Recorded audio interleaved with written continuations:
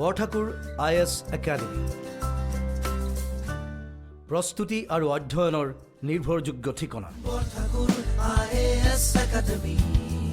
Hello everyone, this is Fani Dheeraj. Welcome to Bhorthakur IAS Academy. This is our daily Hindu analysis class for 27th September 2021. Let us begin with the first article for today. Back in the game. This is the editorial for today. So recently Prime Minister Narendra Modi concluded his trip to United States, where the first ever in-person meet for the quadrilateral security dialogue has taken place.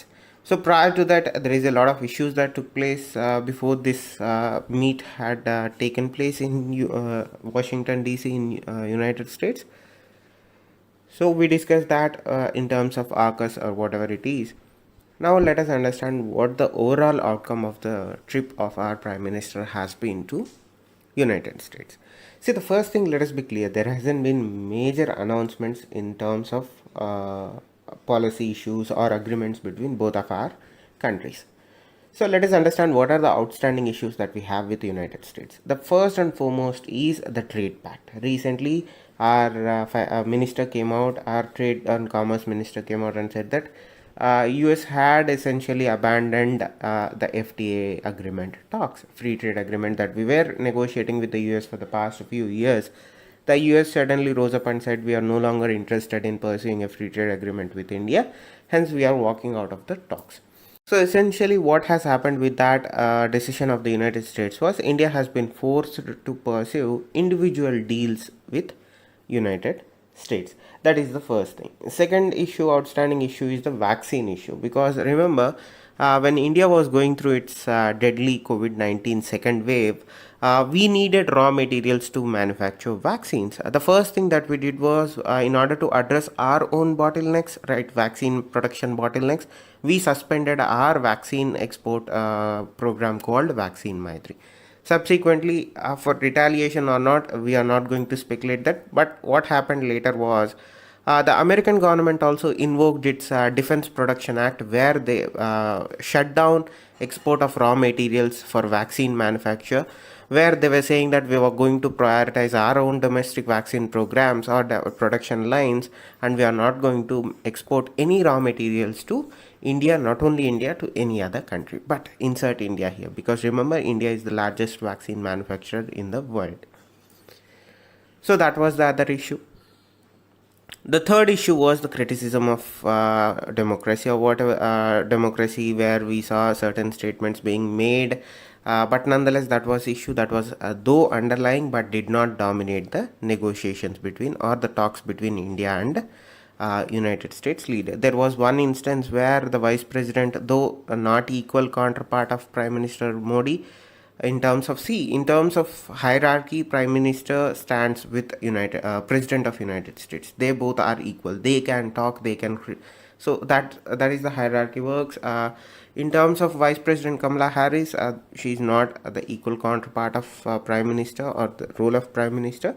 Nonetheless, we saw a speech that was made in presence of Prime Minister Modi that was little bit critical of government's actions or perceptions over the last few years, but nonetheless that is something that both India and both the Indian contingent and the Prime Minister decided to move over rather than engage on that perspective. Again, that is for the best of India, because you don't want India engaging in a war of words with the Vice President's office, because it doesn't lead to anything, and at the end of the day it's good, right? I was a little bit skeptical that we are going to engage in terms of you and I match, but nonetheless we did not engage, and Prime Minister chose to stay silent rather than reply to those criticisms, which were very subtle.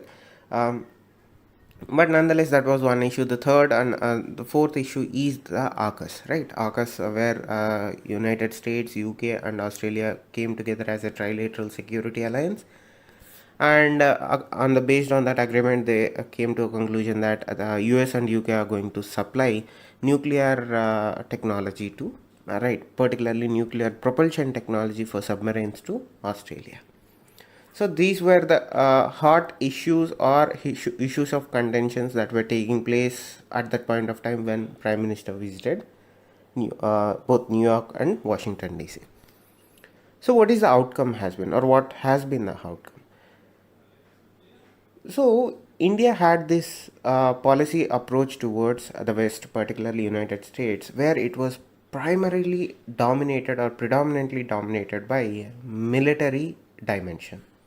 We were looking for military technology, we were looking for weapons, we were looking for fighter jets, whatever it is. Our engagement with America has been predominantly dominated by military relation, right? We wanted weapons, they could supply those weapons, they could supply those technology, and we wanted those to augment our own defense. Somewhere around last few decades or so, or last 1 decade to be very specific and very clear, India realized that engagement with West on single dimension is not going to work for us, right? Slowly we have started seeing the receding support from our all-weather ally, particularly Russia. Now we needed some sort of a balancing act to sustain in this region, because on one hand you have Pakistan, on the other hand you have China. So we realized, or Indian policymakers realized, that we no longer afford a single approach with America. We needed multi approach or multi policy approach to America. That is where we started diversifying into trade, commerce, and military. At the end of the day, the military starts, or the military engagement lies on the top of the list. Then come trades, commerce, then cultural, or whatever it is. But at the end of the day, we realize that engaging in military terms alone will not bode well for us. So we started trying to diversify, and this meet that took place a few days back in Washington DC is the culmination of that policy coming into play. When the Quad security grouping or Quad alliance or security dialogue took place, the majority of engagement between the partners in Quad, and when Prime Minister Modi and Biden engaged on the sidelines of those things, our discussion was about vaccination, about commerce, about our economy. So that is a welcome sign. We need to diversify, we need to integrate ourselves or America into Indian market more. That is how you ensure that our relationship stays stronger, and whatever may come in future in terms of challenges, we'll try to face together, or at least US will provide some sort of a support to us, not in terms of arms, ammunition, but nothing like that, but in terms of international organizations representation and some sort of a support over technologies, right? So that is a welcome sign. Now, when both of our leaders discussed or engaged with each other, what were the areas of priorities? The areas of priorities were obviously going to be COVID-19, where we need domestic production, right? We need vaccinations. So in a bit to smooth up the talks, in a bit to ease talks between both of our countries, before Prime Minister departed for Washington DC, he announced that we are going to resume our Vaccine Maitri program. 2 days before that, or 3 days before that, Biden administration also announced that we hope India would reopen its vaccine export licenses, because world needs vaccine right now, and we hope that India will lift the ban on vaccine export. Subsequently, India also obliged and made way for, or ensured that the engagement between Biden and Prime Minister Modi does start on a positive note. For Indian terms, it is again a victory for us, because we are saying that we are going to support the COVAX initiative. For the Biden administration, it is a win, because they were able to allow, or they were able to persuade Indian administration to open up vaccine exports. It's a win-win situation, and that allowed for a smooth talks between both of our countries when we engaged bilaterally. Right. Now it provided, this summit that took place is kind of at a good time for us. I'm not talking about from the perspective of the Americans. Let us talk about from the Indian perspective alone. How is our economy faring right now? To be very honest, not good. What are the economic perspectives for us also, or prospects for us also? Again, the global climate is such that nobody is willing to invest in anywhere. Despite our FDI percentages going up, despite investments coming in, though numbers are in the positive, internally, domestically, our economy is still struggling. Whatever the V-shaped recovery that was promised or that was talked about the most did not happen. Instead, we were seeing a W-shaped recovery. So at the end of the day, is it going to be a double W or a single W and a single V? Again, things are struggling to find their footing. Domestic economies, domestic manufacturing is suffering as a result of it. Unemployment is kind of increasing on a day-to-day basis. Inflation. Our economic health is not up to the mark or not in the greens right now. So we need to engage with America with that in mind, right? So we need to take up this opportunity to not only talk about defense deals but also on trade. We need to get that FTA back on track, or at least start the process of getting the FTA back on track. We need to get that FTA. That ensures that our prospects of getting a similar kind of FTA with European Union, with United Kingdom, much easier. Right? We can showcase this as a success formula and kind of persuade those partners to sign up FTAs respectively. Again, that is a win-win situation for both that country and ours. Particularly in this case, we will be the most advantageous because we are trying to industrialize our own economy. Despite what others says, there is a bit of gap between our industrialized economy and Chinese industrialized economy and other Western industrialized economies. We are little bit lagging behind, but these kinds of trade deals would certainly ensure filling those gaps. That is how we need to diversify, and this kind of culminated into that, where we not only were talking about trade and defense, not only defense deals, but we were also talking about trades. One of the best examples of our engagement with US working out in a positive sense is we recently announced a co-development project for air-launched unmanned aerial vehicles. Remember when we discussed that article, we talked about how it took for 8 or 9 years before it finally culminated into signing an agreement. This is kind of the delay that we want to avoid in the future. So that is again important aspect is to strengthen cooperation not only in terms of defense but also in trade. But at the end of the day, as I said, at the top of the list of needs or priorities between India and US engagement, or at least for the short period of time, the highest position is going to be occupied by the military or defense cooperation. That is why when Biden termed India as major defense partner, this is again important for us because this allows for US government to share information, strengthen cooperation in military technologies. That is where these kinds of agreements, the air-launched unmanned aerial vehicle projects, come into play. That is their policy promise translating into a real agreement. So that is the one aspect of it. Coming to the second aspect of it, the common goals that we share. What is the current global issues right now? One is the ongoing pandemic. The second is climate change. The third is technology cooperation. Fourth, most important one is supply chains and security. Supply chains are important not only for our economy but for the world economy. Who controls the supply chains right now? It's no doubt majority of the share or the control is in the hands of the Chinese right now. That is a worry for not only us but also for Western developed nations, because we are seeing one sector playing out very badly for Western countries, the chips issue. For car manufacturers, they need silicon chips for their vehicles, right? The supply chain constraints because of Chinese controller microchips is leading to chaos in terms of automobile sectors in respective Western countries. So all these Western countries are hell-bent on avoiding that kind of a scenario repeating in the future. That is where the diversification or the idea for diversification of supply chains comes into play. And who is well poised to take up that challenge? India. But before that, there is a small caveat. We need to ease up our red tapeism. See, this is a criticism that I am making openly, but nonetheless, we also discussed an article on Saturday where in order to boost manufacturing sector, a lot of reforms have to come into play and reality. That is where the constraint is in terms of procedures, in terms of bureaucracy. That red tapeism and that bureaucracy, when it gets streamlined, not reduced completely. You need some sort of a bureaucracy out there because you need some sort of an checks and balances in that domain. But whenever the process gets streamlined, we can take advantage of the shift of supply chains, global supply chains from China towards to India.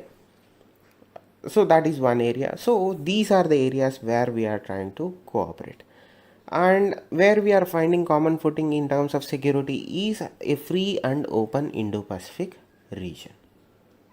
Right, that was the theme that came up when the leaders of the Quad met for the first time in person.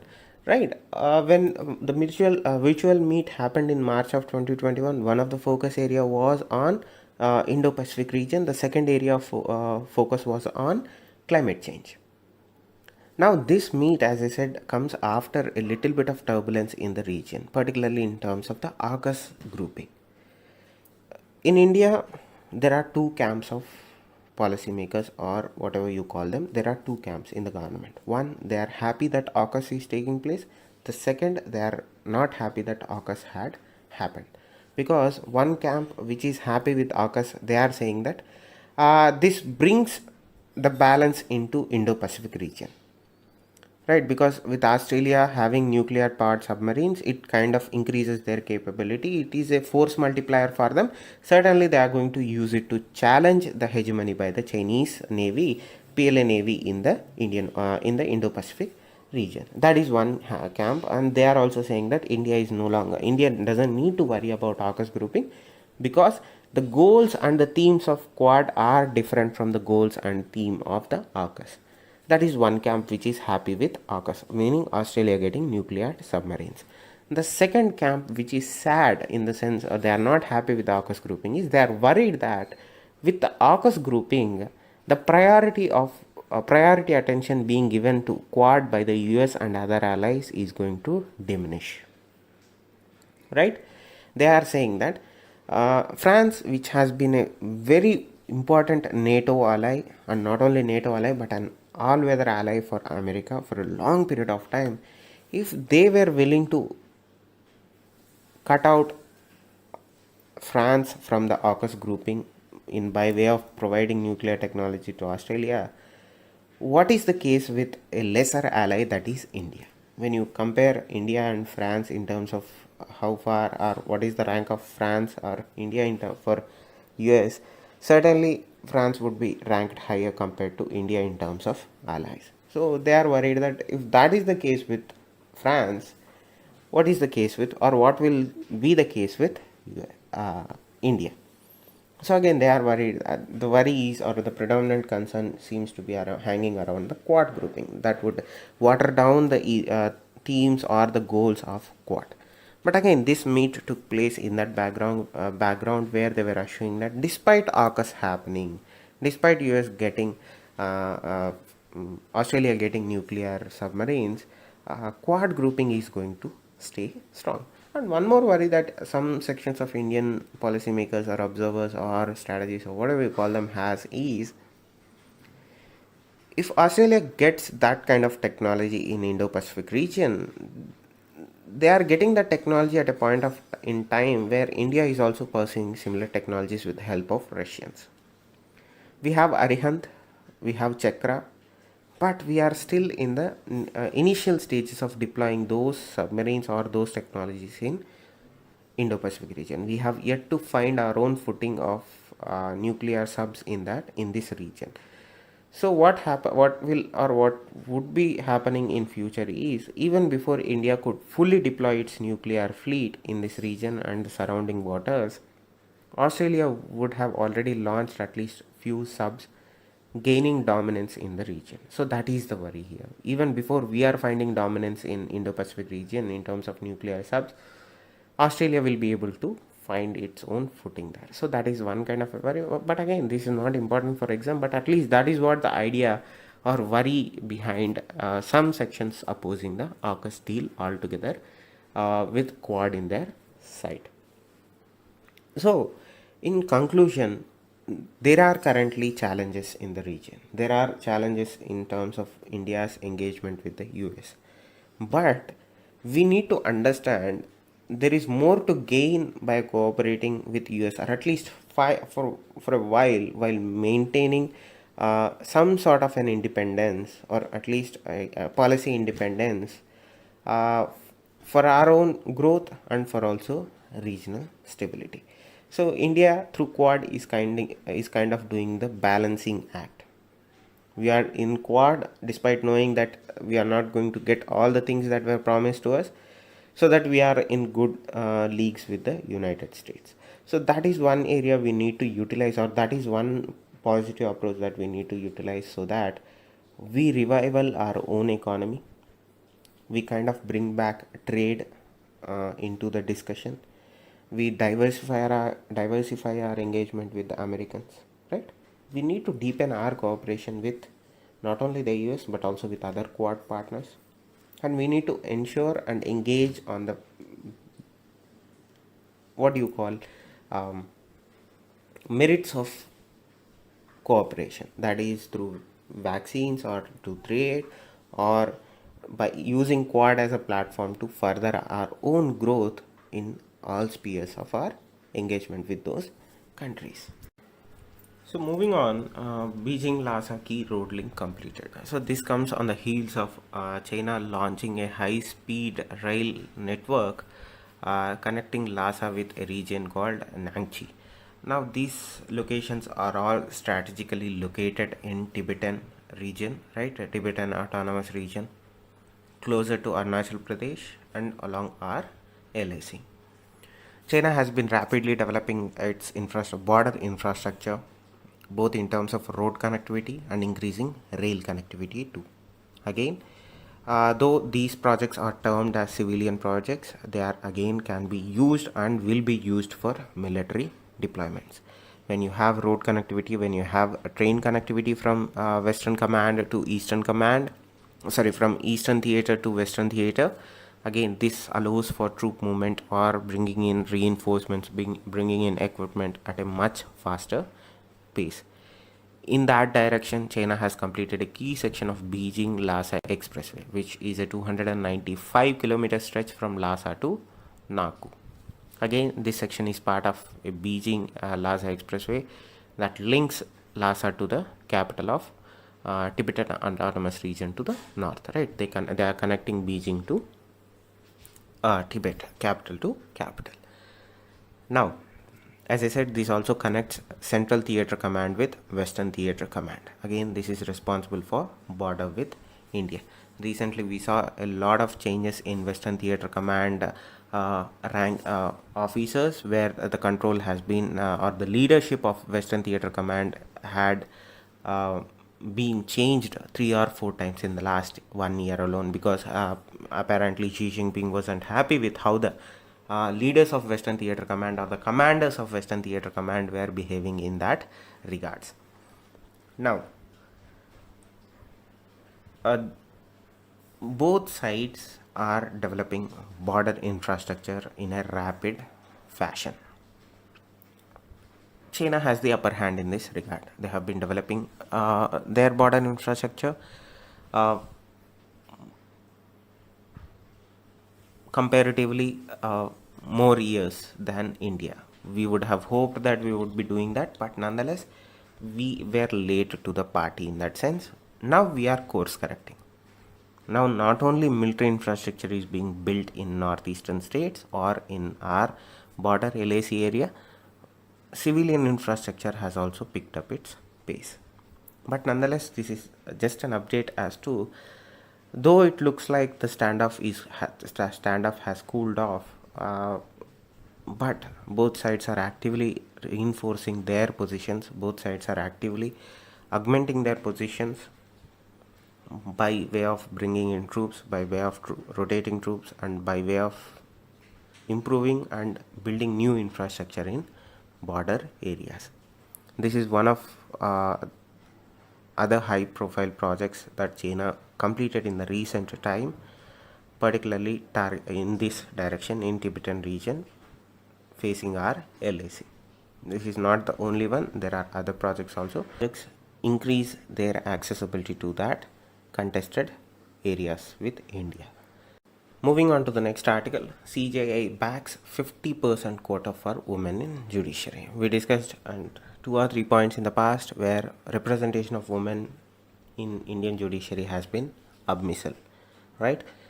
Even in the higher echelons of Indian judiciary, women lack representation. So the Chief Justice of India is saying that he backs 50% of representation for women in judiciary, right? During a engagement with women judges, women officers in Indian judiciary, he was saying that it is your right, it is not a matter of charity. Enough of this thousands of years of suppression, Chief Justice Ramana said. Again, look at the data that he kinds of points out. In high courts, women judges constitute 11.5%, and in Supreme Court, out of 33 sitting judges, only 4 have been women, right? And this makes 12% of the whole. And of the 1.7 million advocates, only 15% are women. So two things here. Recently, we saw the appointments to Supreme Court, which paved the way for India possibly getting its first women CJI in 4 or 5 years time. So that is again a welcome sign. But this is not only that single agenda issue, it's an overall ecosystem issue. In order to address this, you need to start from the beginning, right? You need to improve gender diversity in legal education. You need to provide more reservation in legal education, right? That is where you get women empowered from the get-go. So that is when you can see a large percentage of women entering into judiciary services, both in terms of representation. Again, that goes up. That is how you address. Again, this is certainly a welcome sign coming from the Chief Justice of India. But as I said, my suggestion would be read about current scenario of women in Indian judiciary. That would be something where a possible question might come. Again, that would give you an answer for your mains. So again, this is just an informative article. Let us move on to the next one. Government Industry Panel drives policy to revive manufacturing. So this is an interesting economy related article. So during pandemic or during 2020 lockdown, Commerce and Industry Minister Piyush Goyal met with few of industry leaders, that is chief executive officers of various companies, and that led to the setting up of a steering committee for local value addition, manufacturing and exports called SCALE. So this meeting led to the setup of a steering committee called SCALE. So what is the intent behind? So when minister met with the industry leaders, he suggested or he asked those industry leaders to come up with ideas to tap global sentiment against China and strengthen Indian manufacturing. So that led to the setting up of SCALE, and SCALE has been working on such ideas in 17 sectors. That includes toys, textiles, furniture, e-cycles, drones and even fisheries. So why is this steering committee different from the others? See, India has a history of setting up steering committees and then abandoning them, because these steering committees were set up over the past 2 decades. Again, the idea was to enhance the manufacturing share of in our economy.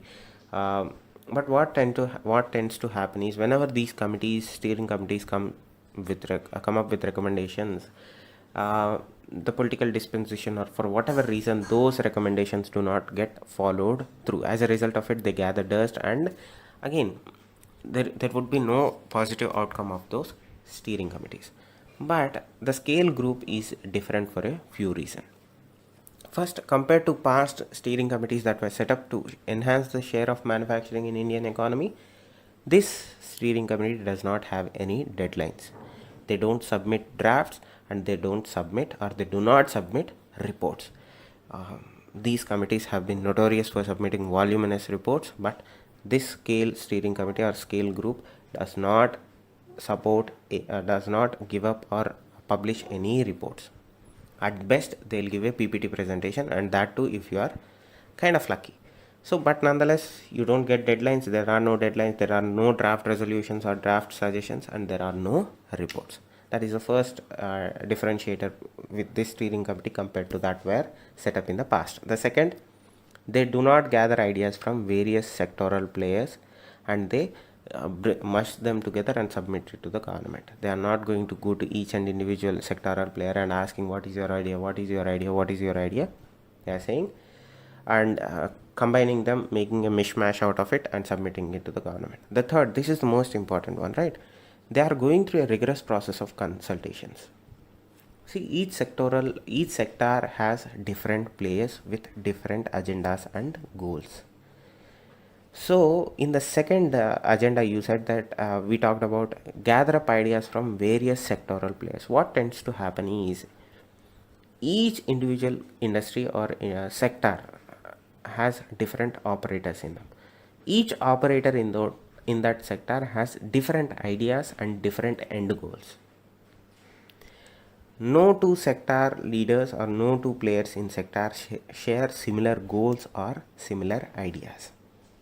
So that is what this steering committee tries to address. So they go to each and every player in that sector who have varying agendas, right? And they try to outcompete one another. They try to come up with an upper hand. And this is what this steering committee avoids. They try to align different factions of the industry, right? You have 2 or 3 important companies and they try to bring those 3 companies together and say, let us work on single agenda. Let us align our interests, set aside our differences. And that is why this steering committee has been able to find some success. When aligned ideas are brought to government, then that might be something that government can act on. So the Tech Mahindra CEO, Chief Operating Officer, has been heading this steering committee. His name is Mr. Goneka. Again, he sets the tone for the steering committee by way of saying that it should be, I'm going to do this and this is the help I need, and if you don't have an I'm going to do this, then let's not even talk. So what does he mean? He's saying that if an industry is coming to scale for help, that industry should have an idea of what it needs and what it is going to do, or it should have a clarity on what it is going to do and what it needs from the government to do it. So let us say I want to set up a toys manufacturing industry in, let us say in Assam. So if I want to set up a toy manufacturing industry in Assam, I need to have full idea as to what are the things that I need to set up that manufacturing unit and what the government needs to do so that I can set up that manufacturing unit without any hindrances. So that is the approach that Mr. Goneka is saying. My approach is, or what I tell to the industry is, tell me what you are going to do and what is the help that you need to set up your factory or your manufacturing unit in an area. Then we will talk. If you don't have that clarity, don't even come to this kind of committees. So what are the advantages of having that kind of an approach to this issue? This reduces the policy burden, right? It gives incentives, it incentivizes industries because they are no longer dependent on government. They are not going to the government and saying that we need this, we need this, we need this, we need this. They are clearly saying that I am doing this and I need your help. That shows intent from the manufacturing side or the industry side, and government will also act accordingly. One of the best case examples given in the article is the air conditioning sector. This was one of the first sectors where they began to play, where they began to bring in this scale steering committee ideas into play. And that is the success story the article kinds of gives out, where the industry came to the government or approached the government and said that we are going to invest more into this sector and we are going to take the domestic value addition to 80% from the present to 20% in 5 years. Again, that is the understanding or the agreement that that both the parties, that the government and the private sector, arrived at. That is again advantages for the whole sector alone. This was even before Indian government announced a PLI scheme for air conditioners. Again, this is a success in terms of public-private partnership. Again, the intent behind those, or the ideas or the ethos behind those steering committees, do always play an important role whether these committees succeed or not. As I said, there are a lot of other sectors that this committee is working on. Again, we are going to see some sort of announcements in the future, but nonetheless, SCALE is the steering committee, which is an example of both public and private partnership and interaction. SCALE stands for Steering Committee for Local Value Addition, Manufacturing and Exports. This is, again, remember, if this can be written or given as an example for your mains answer if asked how to improve a sector or how to improve our economic health in terms of public and private partnership. So that is the importance of this article. These are all the important this is our daily Hindu analysis for today. Thank you. Stay safe. Namaste. Borthakur IAS academy প্ৰস্তুতি আৰু অধ্যয়নৰ নিৰ্ভৰযোগ্য ঠিকনা। Borthakur IAS academy.